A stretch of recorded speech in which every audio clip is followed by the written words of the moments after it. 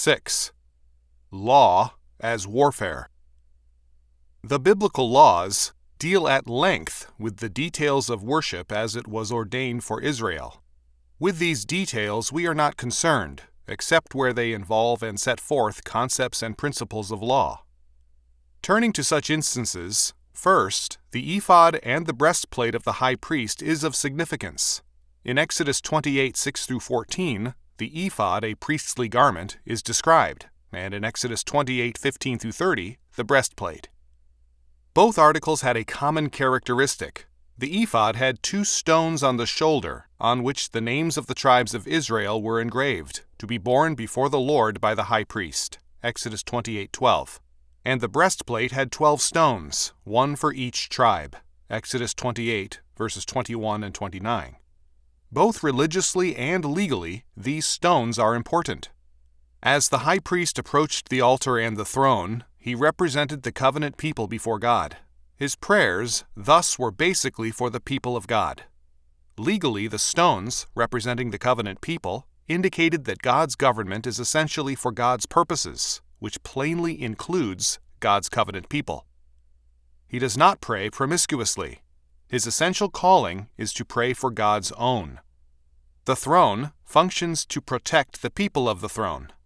The priority of God's people as set forth in the ephod and breastplate is of God's ordering. There is thus both a partiality and an impartiality to God's law. In a general sense, God's law functions impartially to cause the sun to shine on the good and evil alike, and the rain to fall on the just and the unjust. Matthew 5:45.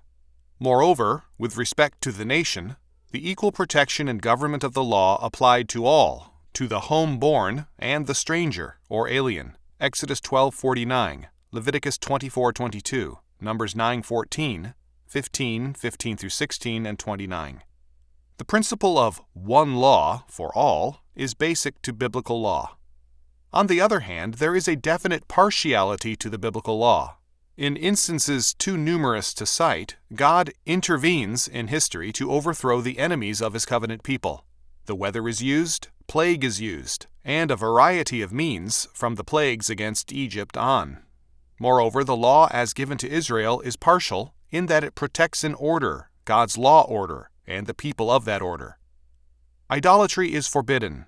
Violations of the law order are punished, and at every point, God's law is the protection of God's order and the people of God's law order. The modern concept of total toleration is not a valid legal principle, but an advocacy of anarchism. Shall all religions be tolerated? But as we have seen, every religion is a concept of law order. Total toleration means total permissiveness for every kind of practice. Idolatry, adultery, cannibalism, human sacrifice, perversion, and all things else. Such total toleration is neither possible nor desirable. The stones of the ephod and breastplate set forth the principle of partiality. For men, by prayer and by law, to move in terms of this partiality is neither evil nor selfish, but simply godly. To pray for others is certainly godly, but to be unmindful of all of our household and our own needs is not godly. It makes a man worse than an unbeliever or infidel, 1 Timothy 5:8. And for a law order to forsake its self-protection is both wicked and suicidal. To tolerate subversion is itself a subversive activity. A second principle appears in another case law, Deuteronomy 23:18. Thou shalt not bring the hire of a whore or the price of a dog into the house of the Lord thy God for any vow. For even both these are abomination unto the Lord thy God. The previous verse, 23:17, states, There shall be no whore of the daughters of Israel, nor sodomite of the sons of Israel. Compare with Leviticus 19:29.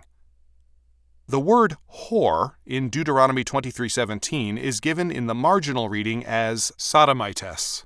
The prohibition of prostitution was previously made in Leviticus 19:29. The reference here is to lesbians, apparently. The law against homosexuality appears in Leviticus 18:22 and 20 verse 13.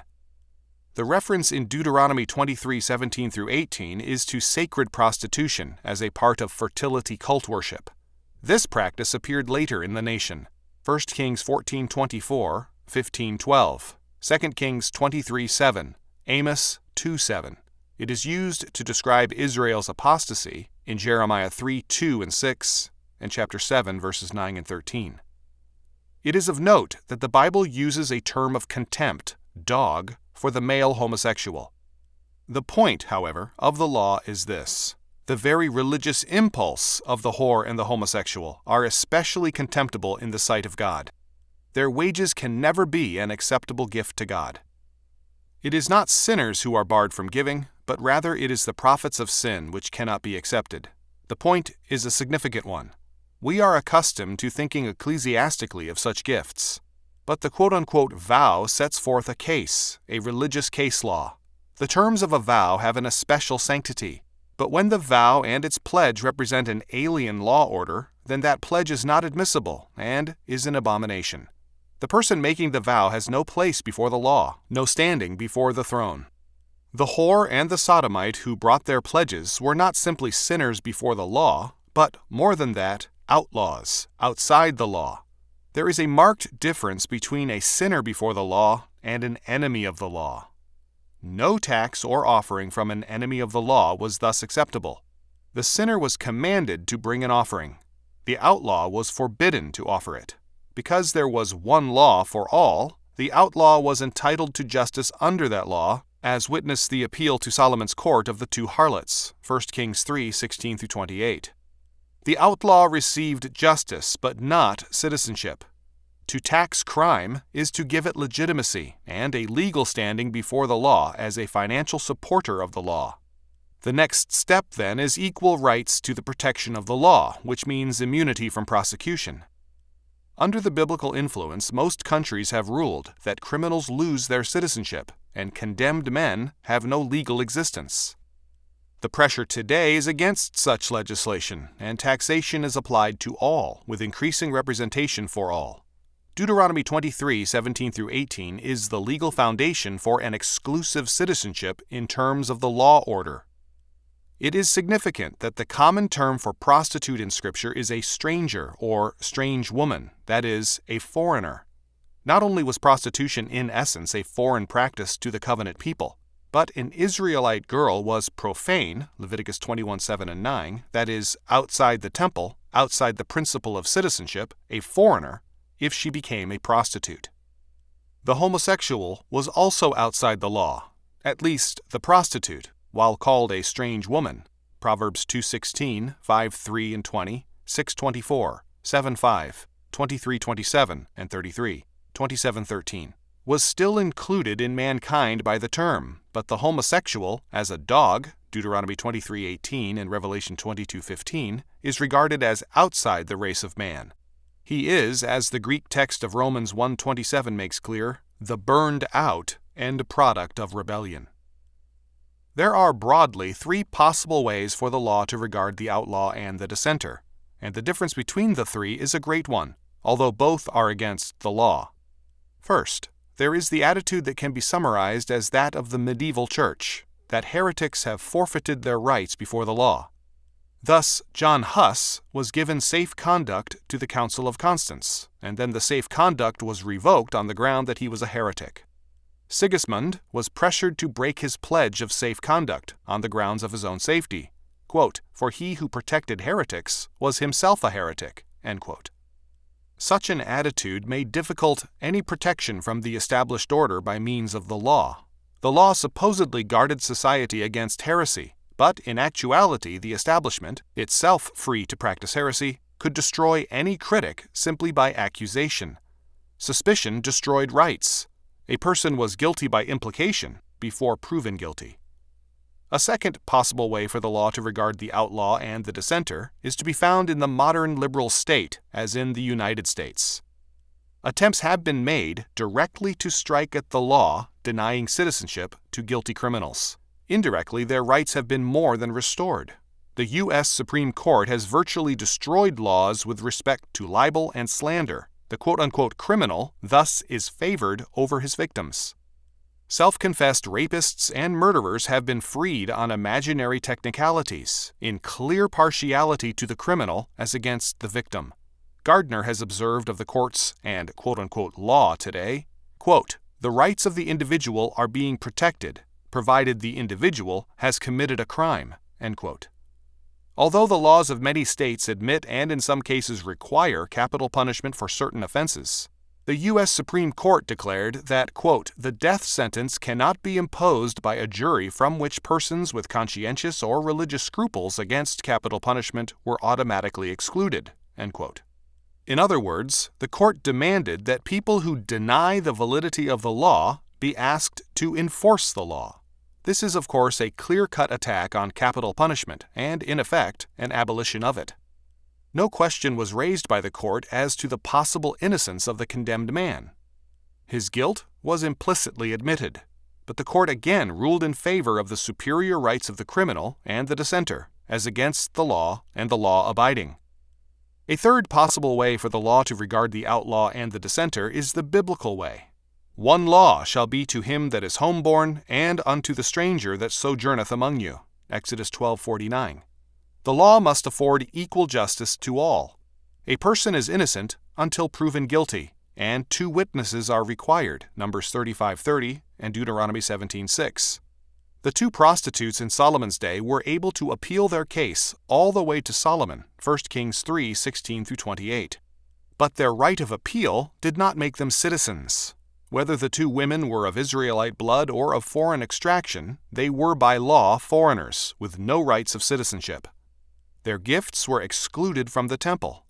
Since the Holy of Holies was the throne room of God, the prohibition of any vow to the throne was a denial of citizenship. It was an exemption from taxation, since the person had no legal existence as a member of the state. In analyzing Leviticus 4, we saw that levels or grades of sacrifice stressed the principle that the greater the responsibility, the greater the culpability, the greater the sin.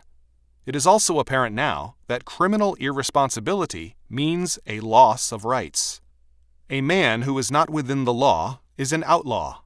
The rights conferred by the law order belong to those who live within the law order. The right have the rights. There is thus a signal difference between due process of law and the privileges of citizenship. We have seen thus far, first, with respect to the breastplate and ephod, the partiality as well as the impartiality of the law. Second, we have seen, moreover, that criminal irresponsibility means a loss of rights. Now, third, we come to the crux of the issue, namely, that law is a form of warfare, and indeed the major and continuing form of warfare. The second commandment prohibits graven images in worship. It requires the destruction of all such forms of worship. "Thou shalt not bow down to their gods, nor serve them, nor do after their works.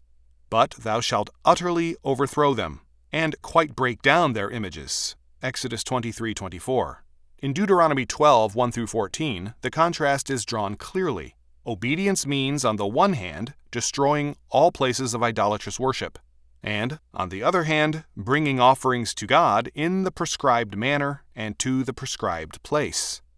The commandment to destroy idolatrous places and images is restated in Deuteronomy 7:5 and 16:21-22, Numbers 33:52, and Exodus 34:13-14. But in certain instances, the destruction of graven images required also the destruction of the people of the images, Deuteronomy 7:1-5. Not only are covenants with the Canaanites forbidden, but intermarriage also. The Canaanites were devoted, or set apart, sanctified unto death by God's order. This is an important point and needs careful attention. The law specifically forbade reprisals against Egyptians or any other foreigner. Instead of vengeance, they should remember their oppression in Egypt as a means of greater dedication to justice for all under God's law. Leviticus 19:33-37. Having suffered injustice at foreign hands, they should themselves be careful to avoid being like the Egyptians, themselves the instruments of injustice. Egypt sought to exterminate all Hebrews, Exodus 1:15-22, but Israel was required to render justice to all Egyptians in terms of their individual obedience or disobedience to the law, But all Canaanites were devoted to death. The criterion was not enmity to Israel, but the law of God. Egypt was an enemy of God, as was Canaan, but the iniquity of the Canaanites was quote-unquote full or total in God's sight. Genesis 15:16, Leviticus 18:24-28, etc. Prostitution and homosexuality had become religious practices to the point where the people were entrenched in depravity and proud of it. Their iniquity was full or total. Accordingly, God sentenced them to death and made Israel the executioner. Now, this fact has been repeatedly cited as quote-unquote evidence that the Bible represents an immoral God and an ugly morality. Such a charge represents hatred, not intelligence. If individuals and nations have repeatedly disappeared abruptly from history, this clearly indicates some kind of judgment by history, or dialectical materialism, or evolution, or whatever other gods one holds to, on these persons and nations. Such judgments are repeatedly cited and concurred in by historians. The point of offense with respect to the Canaanite judgment is the criterion of judgment used by God. Had God declared the Canaanites to be cruel, capitalistic oppressors and hence under judgment, his verdict would gain hearty praise from many intellectuals. But God is God, not the intellectuals, and as a result, God's criterion prevails, not man's. The Canaanites as a whole were deserving of death. God's patience allowed them a few centuries from Abraham's day to Joshua's, and then his judgment was ordered executed. The failure of Israel to execute it fully became finally their own judgment.